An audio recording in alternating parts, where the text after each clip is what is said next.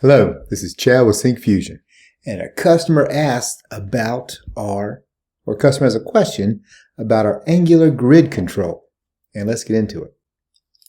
Here's the actual customer question. They just want to know if the grid is focused, and then if it's focused, if the grid is in focus, they're going to do some action. So here's our suggestion on how you can do that. If we look here, this is the Angular app that we gave to the customer. And it's fairly straightforward. We're just adding our grid control in that app component. And here in the app component, we've added our grid control, app module. Grid control is in here somewhere. There's our grid. Yes, there he is. Well, grid's over here too. Okay, but what we're going to do is we're going to follow the document and add an event listener on the click event.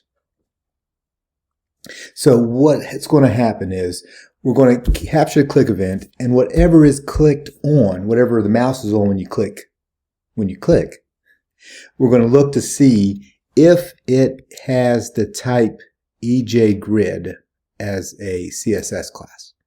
If it does, then it's part of our grid. If it doesn't, then it's not part of our grid. And that's how we do inside outside.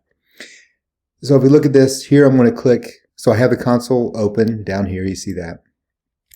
And if I click outside the grid, I am outside the grid.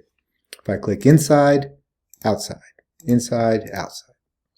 So there we go. That is how you can check whether or not any Syncfusion control is in focus on the click event. Just go and find that particular CSS for that particular control, and all the little bits in our control are going to have that CSS class. So it's a very simple, quick way to do it. It was just that easy. Thanks for watching.